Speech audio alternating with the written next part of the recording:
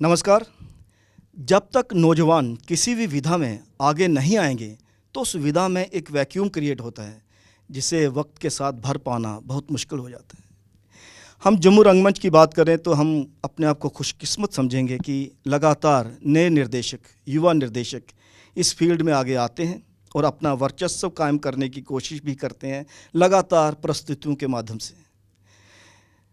वो लोग थिएटर की समझ रखते हैं, थिएटर क्यों करना है उसे भी परखते हैं, क्योंकि थिएटर में भविष्य तलाशने की खोज में वो लोग नेशनल लेवल पे, इंटरनेशनल लेवल पे कैसा थिएटर किया जा रहा है इसकी भी खोज में रहते हैं। आज अस्तित्व, भाषा, संस्कृति और विरासत के इस अंक में आपकी मुलाकात करवाएंगे एक युवा रंगमंच निर्देशक से। युवा इसलिए क्योंकि नौजवान हैं लेकिन काफ़ी प्रस्तुतियां दे चुके हैं, तो थिएटर के हवाले से वह परिपक्व हैं। रविंदर शर्मा। रविंदर जी, एक्सेलसियर स्टूडियोज में आपका बहुत बहुत स्वागत है। नमस्कार सर, धन्यवाद इनवाइट करने के लिए। जम्मू में जो रंगमंच है उसकी तरफ आपको किसने प्रेरित किया कि आप भी जम्मू में रंगमंच करें? या क्योंकि आमतौर पर यह देखा गया कि जो भी एक्टर आता है उसकी सोच यही रहती है कि जम्मू में एक प्लेटफार्म पकड़ के मंच का इस्तेमाल करके फिर बाहर टेलीविज़न, फिल्में। आप एज एक्टर मेरे ख्याल में आपने शुरुआत की थी और उसके बाद आजकल एज डायरेक्टर कार्य कर रहे हैं, लेकिन जम्मू में ही टिके हुए हैं, ये बड़ी बात है। जी सर, मैं जब स्कूल टाइम में था तो मेरे दोस्त के घर रामला की रिहर्सल चल रही थी, वहाँ शुरुआत की। तो जब 10th में पहुंचा तो 10th के एग्ज़ाम देने के बाद मैंने पढ़ा, एक्सेलसियर में ही ऐड निकला था, एडवर्टीजमेंट था जे कल्चर एकेडमी का, कि वहाँ पे एक कार्यशाला लगाई जा रही है, वर्कशॉप लगाई जा रही है थिएटर की। अब इतनी समझ नहीं थी, ना ही कोई फैमिली बैकग्राउंड है थिएटर से, कुछ लेना देना ही नहीं है, बस इतना पता चला कि थिएटर मतलब कि कुछ एक्टिंग से कुछ रिलेटेड है। वर्कशॉप एक ही कॉन्सेप्ट था दिमाग में, वो मैकेनिक बनना, वो गाड़ियाँ ठीक करना। फिर मैं सोचूं थिएटर वर्कशॉप हो सकता है कि हमें थिएटर के नीचे लेकर जाएं, वो बताएं वहाँ पे पेचकस पकड़ना है, कैसे वो पाने पकड़ने हैं, उसे ठीक करना, कसना है स्टेज को। मगर जो चलते हैं यार, देख लेते हैं कि क्या होगा। खैर वहाँ पहुँचा तो डॉक्टर सुधीर महाजन तब वहाँ पे कार्यकर्ता थे, तो उनसे बात हुई तो उन्होंने कहा हाँ ठीक है, फॉर्म भरिए। भरने के बाद पता लगा कि वहाँ पर बलवंत ठाकुर जी उस समय वहाँ पे सेक्रेटरी थे, तो उनसे जब मुलाकात हुई, वहाँ इंटरेक्शन हुआ, पता लगा कि अच्छा वर्कशॉप का मतलब है कि हमें वहाँ पे बिठाकर एक्टिंग की ट्रेनिंग दी जाएगी, हमें समझाया जाएगा कि बारीकियाँ क्या हैं, थिएटर की बारीकियाँ क्या हैं। थिएटर सिर्फ एक्टिंग तक सीमित नहीं है, उसमें कितने और फील्ड हैं, कितने क्राफ्ट वर्क हैं जो हमें यूज़ करने हैं। तो वहाँ से मुझे प्रेरणा मिलना शुरू हुई। नीरज कांत जी थे वहाँ थे, अनिल टिक्कू जो वो उस समय वर्कशॉप कंडक्ट कर रहे थे, उन लोगों ने बहुत इंस्पायर किया, बलवंत जी ने बहुत इंस्पायर किया, सुधीर सर ने। फिर उसके बाद वो वर्कशॉप मैं अनफॉर्चुनेटली नहीं कर पाया, पूरा नहीं कर पाया, क्योंकि मैं तब इंजीनियरिंग का एंट्रेंस दे चुका था, तो मेरे को वहाँ से कॉल आ गया तो मुझे वहाँ जाना पड़ा। पर वो अंदर रहा कि मैं क्यों नहीं कर पाया। वापस आया तो मैंने 1-2 प्रोडक्शंस देखे, जिसमें डॉक्टर सुधीर महाजन जी का प्रोडक्शन मैंने देखा, अडिपस रेक्स। वो 2-3 दिन मैं सो ही नहीं पाया। मुझे लगा कि ये कौन सी दुनिया थी जो मैं आज देख कर आया हूँ। वो टेक्स्ट इतना पावरफुल था, प्रेजेंटेशन इतना पावरफुल था, मैं भूल ही नहीं पाया कभी भी। वो कैसे ग्रीक नाटक में उन्होंने डोगरी फोक को क्लब किया, किस तरीके से वो प्रेजेंट करके हमें दिया। फिर उसके बाद मुश्ताक जी का एक यहाँ फेस्टिवल था, उसमें वो 2-4 नाटक देके आए थे दिल्ली से, जिसमें एक मीडिया प्ले था जिसमें गुरमीत मैम भी थे। जब मैंने देखा तो मुझे लगा यार ये एक्टर दिल्ली से हो सकती है, जम्मू से नहीं है। बाद में पता लगता कि ये गुरमीत मैम अपने यहीं के हैं। वो लोगों ने इतना इंस्पायर किया कि ये हम में से ही हैं जो इतना बढ़िया काम करते हैं, तो हम लोग भी ऐसा करना चाहते हैं। फिर दीपक सर के पास हम पहुँचे, मैं कॉलेज में था जब ICS में, institute of engineering computer sciences में, वहाँ अनिल वारिकू सर हैं, उनके साथ हमने एक छोटे मोटे नाटक किए थे कॉलेज में। तो उन्होंने हमें कहा कि आप जाइए एक प्रोफेशनल थिएटर ज्वाइन कीजिए, आप में कुछ एलिमेंट है। तो हम दीपक सर के पास पहुँचे, वहाँ पे उनके साथ वर्कशॉप शुरू की, वहाँ हमने प्ले किया पांडी। फिर धीरे धीरे हमें थिएटर की बारीकियाँ पता लगी और इन दिग्गज लोगों का काम देखकर हमें लगा कि नहीं यार, हमें भी ऐसा कुछ करना चाहिए। शुरू तो शौकिया तौर पे निकले थे, नॉन सीरियस थे, तब तो लगता था कि पता नहीं क्यों कर रहे हैं, बस कर रहे हैं। धीरे धीरे जैसे वो हमारे अंदर समाता गया, उसके बिना फिर खाना भी दुर्लभ हो गया। खाना मिले ना मिले, हमें थिएटर मिलना चाहिए। थिएटर को तभी तो कहा जाता है कि पैशन है, चाहे आप एक्टर हो या बैक स्टेज हो, स्टेज पे हो, या फिर आप स्क्रिप्ट राइटिंग के साथ जुड़े हुए हो। लेकिन रविंदर जी, एक बात बताइए कि आप पर विलियम शेक्सपियर बहुत ज़्यादा हावी है, क्योंकि अक्सर मैक्सिमम आपके जो बड़े काम हैं वो विलियम शेक्सपियर। ये अलग ही बात है कि इन्होंने विलियम शेक्सपियर हो या फिर रविंद्रनाथ टैगोर जी हो, उनके डोगरी ट्रांसलेशन किए हैं। लेकिन विलियम शेक्सपियर तो किया आपने, लोकल राइटर कब करोगे? सर लोकल राइटर मैंने किए हैं। जो पहला मैंने ड्रामा फेस्टिवल में नाटक किया वो डॉक्टर ओम गोस्वामी जी का था, अजदा सिकंदर।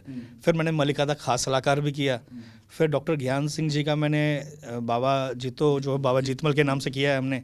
फिर हमने बाबा कालीवीर भी किया है। मूल नाटक किए हैं डोगरी के और मुझे मज़ा भी बहुत आया। बट शेक्सपियर को पढ़ने के बाद लगा कि यार ये दुनिया ही कुछ हो रहा है। फिर जब हम सोफोक्लिस को पढ़ा, हमने यूरिपिडीज को पढ़ा, और जो सौती सर का मैं उनके जो उन्होंने हमें बात पूछी थी एक बार, उन्होंने कहा एक वर्कशॉप में, और मैं बहुत फॉर्चुनेट हूँ आज के दिन ही उन्हें साहित्य नाटक अकादमी पुरस्कार मिला है सौती सर को। तो उन्होंने हमसे पूछा कि जो पुराने लोग थे हम उन्हें क्या कहते हैं। कहते ऑनेस्टली बताना, आदि मानव बोलोगे आप? हमने कहा जी, पिछड़े हुए जी। करते अब सुनो जो पिछड़े हुए लोग हैं तुम्हारे, उन्होंने क्या क्या ग्रंथ लिखे हैं। जब हमें पता लगा कि अडीपस रेक्स 430 BC में लिखा गया है। लेकिन एक बात है, भास ने तो उससे भी पहले लिखा होगा, पर हम ग्रीक थिएटर के साथ जुड़े। हमारा जो जनरेशन था हमारा, जब मैं कहूँगा कि मेरी किस्मत जो मुझे उस साइड से शुरुआत मिली ग्रीक थिएटर से, तो जब उनसे हमने सुना तो हमें वो बड़ा इंस्पायर की वो चीज़। जब मैं और याद आया मुझे अचानक कि डॉक्टर सुधीर महाजन जी का जो प्ले हमने देखा था वो इन्हीं ने लिखा था। तो ये वही प्ले की चर्चा करें जिस प्ले के जिसको मैंने देखा हुआ है। फिर मुझे लगा वो ये तो इतना ज़बरदस्त मीडियम है जो इतना पुराना है। फिर आपने जैसे भास की बात कही, तो अभिज्ञान शाकुंतलम उस समय मैं कर चुका था। नो डाउट कि वो भी बहुत पुराने नाटक हैं और वाकई कालिदास का। कालिदास का। पर अगर आप ऑनेस्टली मुझसे पूछे ना, मैं ईमानदारी से कहूँ तो मुझे लगता है कि इंडियन नाटक ज़्यादा मुश्किल हैं ग्रीक से या यूरोपियन नाटकों से। लेकिन जो नाटक से जुड़े हुए लोग ना, खासकर जो नाटक देखना पसंद करते हैं, वो चाहते हैं आप चाहे मुश्किल नाटक करो लेकिन इंडियन नाटक करो, और विशेषकर डोगरी नाटक। मैं आपको पूछना चाहता हूँ कि जैसे एक होता है ना, जैसे आप क्रिएटिव मीडियम के साथ जुड़े हुए हो, तो इंसान क्या सोचता है, जो करने वाला ही नहीं, दूसरे लोग भी ये सोचा करते हैं कि हमारा अस्तित्व, हमारा ये कंसेप्ट भी है, हमारा अस्तित्व, भाषा, संस्कृति, विरासत, उसको बचाने का, उसको सहेजने का, प्रचारित करने का, प्रसारित करने का हम पर एक दायित्व भी बनता है। तो आप, क्योंकि बीच बीच में मैं ऐसा नहीं कहूँगा, विलियम शेक्सपियर के साथ साथ इन्होंने डोगरी में भी नाटक किए हैं। विलियम शेक्सपियर तो वैसे क्योंकि सबके चहेते हैं तो इनके भी चहेते हैं, इन्होंने डोगरी में भी वो नाटक किए हुए हैं। लेकिन जो डोगरी में नाटक की क्या स्थिति समझते हैं आप? और अगर आप कहेंगे कि डोगरी में नाटक अगर अच्छा आज के दौर में कंटेम्प्रेरी लिखना हो, तो क्या आप नहीं समझते कि वही पुराना दौर, जैसे टीम वर्क हुआ करता था, राइटर भी साथ आपके बैठे, एक्टर भी बैठे, और उसके प्रोसेस में एक स्क्रिप्ट निकले जो बाद में मंचित हो और बाद में फिर प्रिंट हो?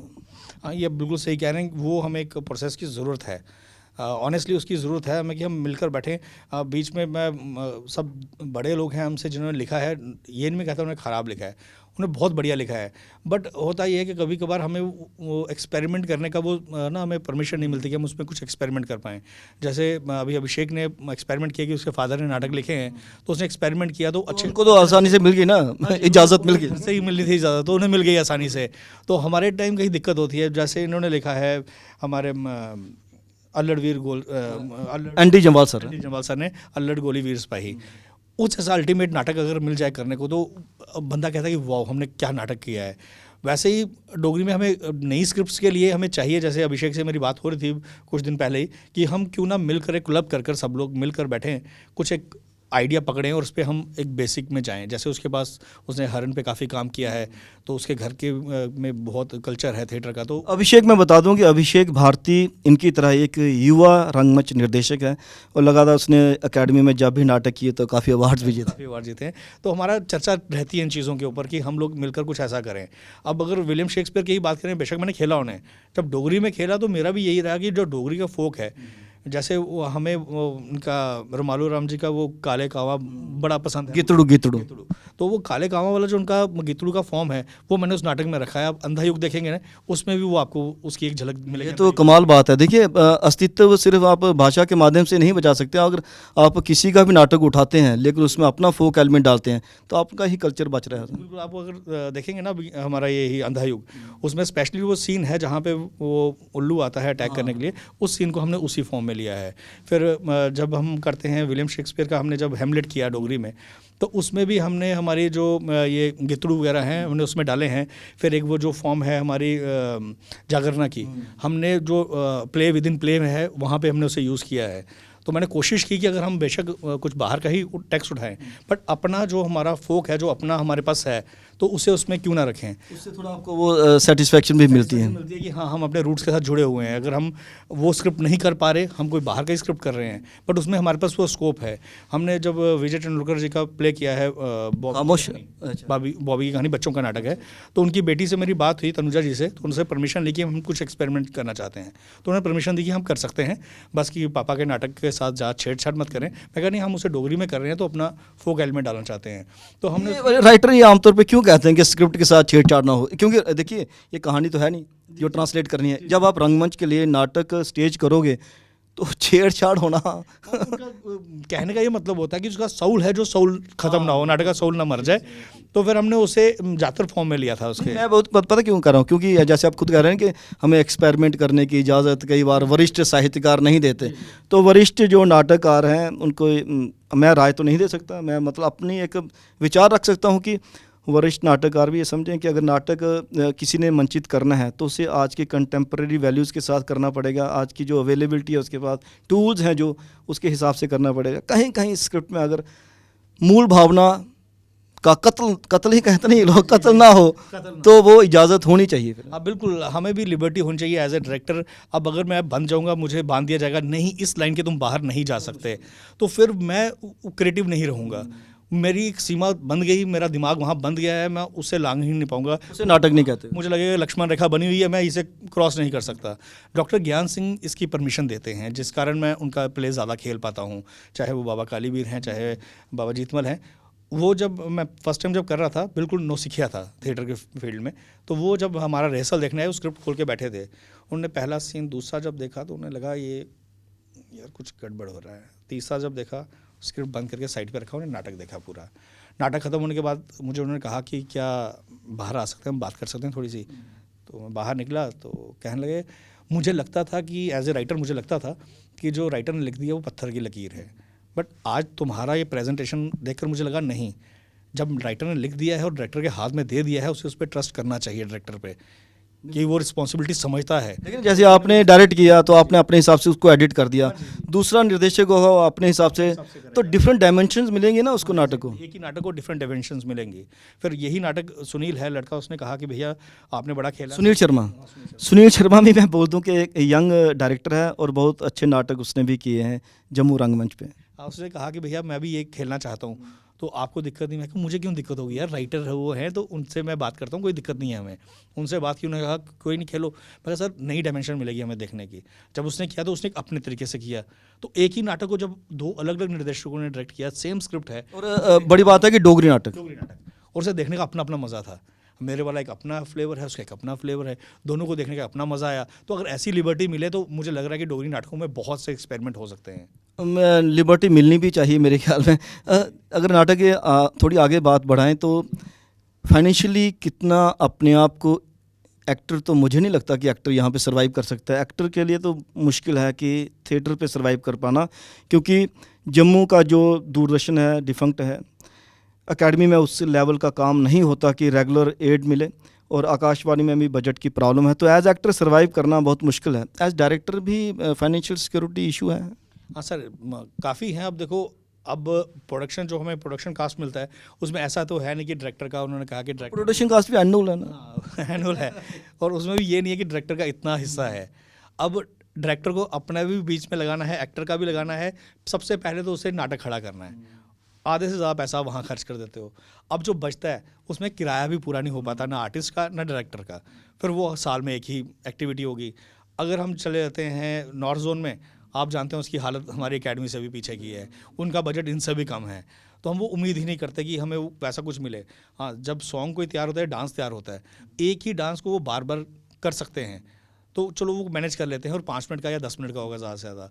हम नाटक वालों से इनकी उम्मीद रहती है कि हम फ्रेश नाटक लेकर आएँ, फ्रेश प्रोडक्शन लेकर आएँ। 1.5 घंटे का नाटक होना चाहिए, फ्रेश होना चाहिए। एक एक्टर दूसरी टीम में नहीं होना चाहिए, दूसरे का तीसरे में नहीं होना चाहिए। फिर आपको सारा ताम झाम लाना है, आपकी प्रोडक्शन क्वालिटी वो होनी चाहिए, और एंड में मिलेगा क्या, वो आप देख ही सकते हैं कि क्या मिलता है हमें, तो उसमें हम कैसे मैनेज करेंगे। फाइनेंशियली प्रॉब्लम है। बहुत ज़बरदस्त प्रॉब्लम है। अब मेरे जैसे, जो मैं अपनी पर्सनल बात कहूँ तो मेरा सर्वाइवल यही है कि by the grace of God, भगवान की दया से मुझे 2-4 काम आगे पीछे मिल जाते हैं, कॉलेजेस में मिल जाते हैं, स्कूल्स में मिल जाते हैं, तो मैं वहाँ पे प्रोडक्शन में बिजी रहता हूँ, तो कहीं फाइनेंशियली चल पाते हैं। पर एक साधारण जो थिएटर करने वाला है, जो एक यंगस्टर है, वो क्यों कर थिएटर में आएगा? पहला ये सवाल यही है। आज के टाइम में जब हमारा है कि बच्चे दो ही अच्छे वाला कॉन्सेप्ट जो है, और आजकल तो एक पर ही आ गए हैं हम लोग। जब एक पर ही आ गए हैं तो उनके पेरेंट्स भी सोचते हैं हमारा बच्चा अगर पढ़ रहा है, कुछ कर रहा है, हमारे जाने से पहले पहले ये सेटल हो जाए। तो थिएटर करेगा तो सेटल कहाँ से होगा? तो रियलिस्टिक ग्राउंड पे अगर हम बात करें तो थिएटर कैसे जिंदा रह सकता है? प्रोफेशनली तो नहीं, मेरे ख्याल में मैच्योर रहेगा, पर उसमें फिर आप क्वालिटी अगर वो मांगें तो बड़ा मुश्किल हो जाता है। क्योंकि जो हम एट प्रेजेंट जो काम कर रहे हैं, जो हमारी दिक्कत है, हमारे सीनियर्स तो कहते हैं कि क्योंकि हम लोग जिस टाइम में थे, हम 3 भाई हैं, तो चलो एक बेकार भी निकल गया तो घर वाले एडजस्ट कर लेते हैं। पर आज का जो टाइम है, आज वैसा नहीं है। आज एक ही बच्चा है, घर वालों का पूरा उस पर कॉन्सेंट्रेशन है। वो जॉब करता है, कोई बैंक में है, कोई कोर्ट में लगा है, कोई कहीं लगा है। वो शाम को 5 बजे फ्री होकर आपके पास पहुँचेगा। अब जब 5 बजे पहुंचेगा, पहले एग्जॉस्ट हो चुका है पूरे दिन वो, उसके बाद वो आपको 2 या 3 घंटे दे रहा है।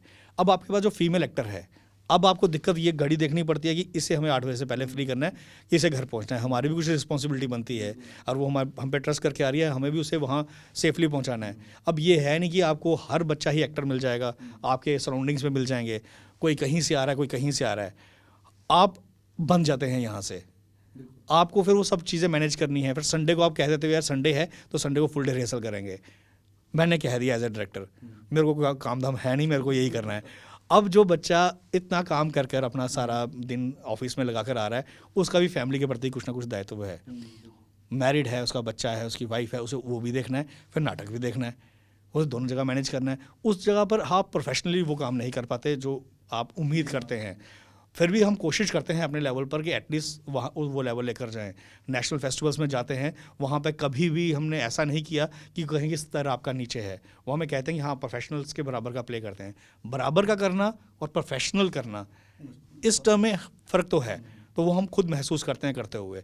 तो फाइनेंशियली यही हो सकता है कि अगर आप वाकई अच्छा थिएटर चाहते हैं, जैसे मुझे थोड़ी सी शिकायत यूनिवर्सिटी ऑफ जम्मू से भी है, ये सबसे पहले इनका ही फ़र्ज़ बनता है कि आप कॉलेजेस में वो एक रेगुलर वर्कशॉप्स एटमॉस्फेयर क्रिएट करें। आप डिस्प्ले योर टैलेंट करवाते हैं, वहाँ पे आधे घंटे का प्रोडक्शन मंगवाते हैं, बट टाइम कितना मिलता है उन बच्चों को? हार्डली एक हफ्ते में वो टेक्स्ट याद करेगा या क्राफ्ट समझेगा? ये मैं जानता हूँ, जब काम करता हूँ दिमाग ख़राब हो जाता है। आपको एक 10 मिनट का स्किट तैयार करना है, एक 5 मिनट का माइम तैयार करना है, और एक आधे घंटे का नाटक तैयार करना है, और 1 हफ्ते के अंदर आपको ये प्रोडक्शंस करके देनी है। और इतना भी लिहाज नहीं किया जाता कि आज अगर हमने स्किट रखा है तो कल ऑफ करके अगले दिन प्ले करवा लें। सुबह माइम होगी, शाम को स्किट होगी, और अगले दिन सुबह ही आपको 1 एक्ट प्ले करना है आकर। पॉसिबल है आप तो हाँ, आप ये नाटक को बढ़ावा दे रहे हैं या उसे ख़त्म कर रहे हैं, उसे मार रहे हैं, उसका गला घोंट रहे हैं? बच्चों के लिए तो वो हो गया, ये फर्स्ट आए और भागे, वो ट्रॉफी ले ली, पकड़ ली। इसका मतलब आप सिर्फ फर्स्ट आने के लिए वो एक रेस लगवाई है आपने। आप उस नाटक को पकने नहीं दे रहे, बनने नहीं दे रहे, आर्टिस्ट तैयार नहीं कर रहे। अब किसी के मन में 1 हफ्ते में आप नहीं ये पैदा कर सकते। आप 1 हफ्ते में आपको लगे कि हाँ, मुझे थिएटर क्यों करना है, वो सवाल आपके दिमाग में आ ही नहीं रहा, क्योंकि आपको तो पता है मुझे फर्स्ट आना है, फर्स्ट आने के लिए मुझे बस भागना है, रेस लगानी है, और फर्स्ट आ जाऊंगा। तो ये मेरी उनसे भी शिकायत है कि आप एटलीस्ट जब आप ऐसा इवेंट रखते हैं, आप पहले ही कॉलेजेस को कह दीजिए मिनिमम, आप ज़्यादा नहीं 20 दिन का वर्कशॉप तो लगाएं, ताकि आपका एक पका हुआ प्ले आए। फिर जो सॉरी टू से जो हमारे यहाँ के जजमेंट रहती है हमारी लोकल, वो भी एक उनका अपना ही माइंडसेट है। ये बेचारे सीख कर नहीं आए, इनके पास एक्सपोजर नहीं है, तो इन्हें हम फर्स्ट दे देते हैं। सर सॉरी टू से ये वो एटीट्यूड ठीक नहीं है। आप एटलीस्ट उन्हें स्थापना दे सकते हैं, उन्हें सर्टिफिकेट ऑफ मेरिट दे सकते हैं, और समझा सकते हैं बच्चे आपने बहुत बढ़िया किया है, पर देखिए आपको प्रोफेशनली सीखना पड़ेगा। प्रोफेशनली ना भी सही, बट आपको सही ढंग से सीखना पड़ेगा। आप जो कदम ऐसे चल रहे हैं ना, वो ऐसे कैसे रखना है, ये सीखना पड़ेगा। आपने अच्छा किया है, पर उनसे सीखो, देखो उन्होंने कितना बढ़िया किया है। यहाँ उल्टा हो जाता है, करते आप तो प्रोफेशनल हायर करके लाए थे। देखिए आप वो देख रहे हैं कि अब अगर मैं ट्यूशन पढ़कर 95% मार्क्स लाता हूँ, और आप बिना ट्यूशन पढ़कर 70% लाते हैं, तो क्या आपको फर्स्ट पोजीशन दे दी जाएगी? ये सोचना प्रोफेशनल ट्रेनिंग तो ज़रूरी है। मुझे लगता है कि आप उनको इंस्पायर कर सकते हैं ना कि भैया आप देखिए आपका एक्सपोजर नहीं है पर आपने इतना बढ़िया किया है, अपने कॉलेज को कहिए कि भैया हमें भी ऐसे कोई ट्रेनिंग दीजिए ताकि हम भी वहाँ compete करें, हमने यहाँ ये लेवल अचीव कर लिया है, आज हमें उन्होंने स्पेशल प्राइज़ दिया है इस चीज़ के लिए कि आपने वहाँ रहकर बिना एक्सपोजर के इतना बढ़िया काम किया है। मैं भी अप्रिशिएट करता हूँ उन बच्चों को, बट उन बच्चों के साथ इनजस्टिस नहीं है जो बेचारे 10-10 घंटे लगा के अपने घर भी नहीं जा रहे, रिहर्सल्स कर रहे हैं लगातार, क्योंकि प्रोफेशनल सिर पे खड़ा है उनके कि मैं तुम्हें टांगे तोड़ दूंगा सही नहीं किया तो। उनका मोरल डाउन नहीं होगा। रविंद्र जी, मुझे लगता है कि शिकायतें तो लगी रहेंगी है ना, लेकिन उसके बावजूद कमियां भी रहेंगी, रंगमंच भी होता रहेगा, यही रंगमंच की जान है, सोल है। आप ये नहीं होगा तो फिर हमारा काम चलेगा कैसे? जब तक धुंध नहीं होगा अपने अंदर, अपने आप से शिकायत नहीं होगी, किसी से नहीं होगी, तो हम थिएटर करने लायक ही नहीं रहेंगे। आप एक्सेलसियर स्टूडियोज में आए, आपका बहुत बहुत धन्यवाद। धन्यवाद सर, आपका बहुत धन्यवाद। रंगमंच जब भी करना हो तो उसके लिए आर्थिक मदद तो चाहिए ही, क्योंकि जम्मू में प्रोफेशनल रंगमंच नहीं है, और जो रंगमंच करता है, चाहे निर्देशक हो या फिर एक्टर हो या बैक स्टेज के साथ जुड़े हुए लोग हों, उनको अपना घर भी तो चलाना है। मुझे लगता है कि फाइनेंशियल सिक्योरिटी के लिए जो भी रंगमंच के साथ जुड़ा हुआ है, उसे रंगमंच के साथ साथ नौकरी की तरफ भी ध्यान देना चाहिए। अपनी पढ़ाई भी पूरी कीजिए, नौकरी भी कीजिए, उसके साथ पैशन के तौर पर रंगमंच भी कीजिए। कैमरा पर्सन करण सिंह के साथ राजेश्वर सिंह राजू, एक्सेलसियर स्टूडियो से, नमस्कार।